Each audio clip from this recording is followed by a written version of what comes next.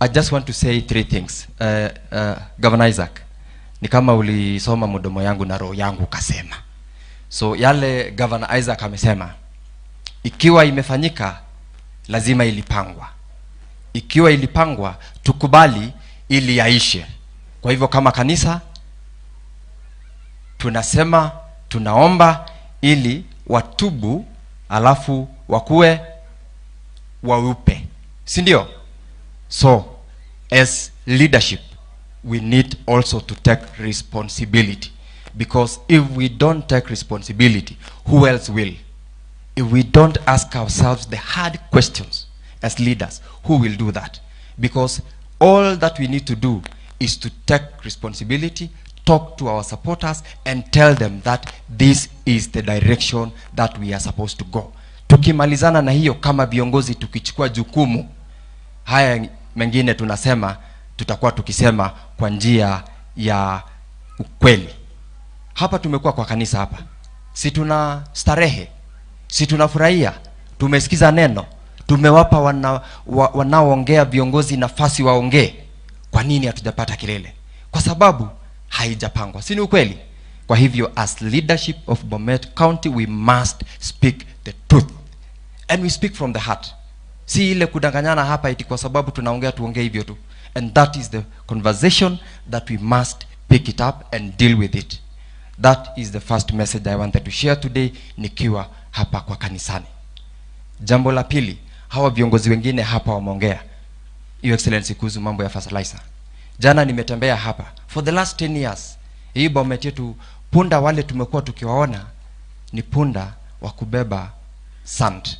Hapa kuna sand harvesting place hapa juu. For the last 10 years we have not harvested. This was the year we were harvesting because of that fertilizer.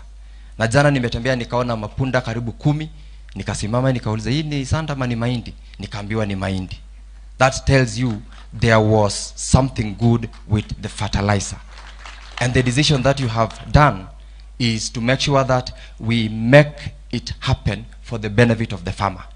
Na pia sisi kama viongozi mahala popote pale tuko, if we know those cartels, let us deal with them, because if we don't do it again, we can't leave everything to His Excellency and the leadership above. Let's also manage from our level, all the way from ule mtu kutoka pale chini mpaka huku juu. Ya tatu na ya mwisho, hii Bomet yetu ni peaceful.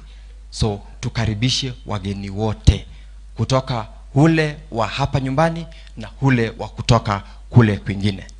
Nataka kushukuru viongozi wengine ambao wako hapa. Nimeambiwa kuna viongozi wengine wa kanisa. Kuna former Mheshimiwa Bomet East, Mheshimiwa Bet ambaye yuko pale, pia ni director pale Kemsa. Asante sana mheshimiwa.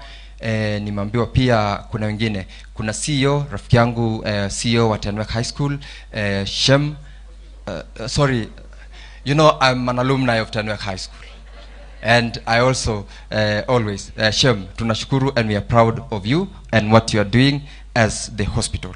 We also have, yes, I've just been given the list, CEO Shem. By the way, nimesikia ukiitwa daktari. I didn't know you are Dr. Shem. And nimesikia, nimeona imeandikwa hapa. Tuko na engineer Steve Korir, ako hapa engineer Steve Korir. Asante sana my brother. And tuko na wakuu wengine wa serikali. Nikwambia tuko na CEO Cheruiyot. I know those ones will be recognized by the leadership when they take charge. Senator Aaron, mheshimiwa kiongozi wa walio wengi pale Seneti. This gentleman is doing a good job, and I want to appreciate you. I want to thank you for accepting to come and worship with us today. We are proud of you as well.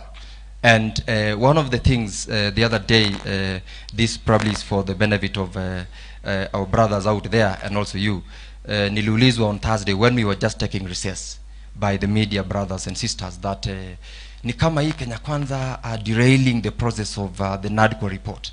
And you know that was your report. After the report of the National Dialogue Committee, which was chaired, and Mheshimiwa Aaron was among them, both the National Assembly and the Senate approved and gave resolution. And tulipewa, I want to confirm that including the office of the Prime Cabinet Secretary, we desire to entrench it in the Constitution. And also the two-third gender, the message that Governor Isaac amesema hapa. Na ni ukweli, or at least church, the 2/3 hawa walikuwa watu, the boys were 3, the girls were 10. So hata ukiweka 30%, no, the girls were 11, because hata mimi nilihesabu 3 out of 11 is 2.7. We have not achieved the 2/3 gender rule, and that is what we are seeking to entrench by implementing the NADCO report. I co-chair the implementation committee. I chair the Justice and Legal Affairs of the Senate, and my brother Murangara chairs the National Assembly. We have met twice, and this is for the benefit of our brothers also who are thinking that Kenya Kwanza is not keen on implementing the NADCO report. We have had 2 meetings. We have had the first meeting where we laid down the framework on implementation. We had our second meeting where we put together all the strategies and all the 8 bills that are to be enacted, 4 from the National Assembly, 4 from the Senate, and the constitutional amendment draft bill. And I want to commit that with the blessings of the leadership of Kenya Kwanza, the NADCO report will be implemented, and we'll come back to the choir and tell them, you must implement. And I want to appreciate Aaron, because you led that team together with your brother, the leader of majority from the National Assembly. You led the team. You gave us a good report. We are aimed at ensuring that we do the right thing so that we serve the people of Kenya as Kenya Kwanza to achieve the promises we made to us all. Lastly, to the leadership of the church, PMC, I am one of the members. This is my local church, and we have come a long way. There are 10 groups wamejipanga, wamefanya harambee kutoka wakati walianza mpaka saa hii. That is why they spoke about 10 million. This team is very dedicated. Whatever we will do today, if that sanctuary will not be ready, we will still come back to you, and I want to request you to accept it, to come back again, so that tumalize na tupate ile baraka yenye my brother assistant bishop alikuwa anatunenea. Reverend Caleb, Raymond, and the entire leadership of the church, we are proud of you na tunasema asante. Aurelia, my sister, thank you for reaching out to the Prime Cabinet Secretary and for welcoming him to support us in this church.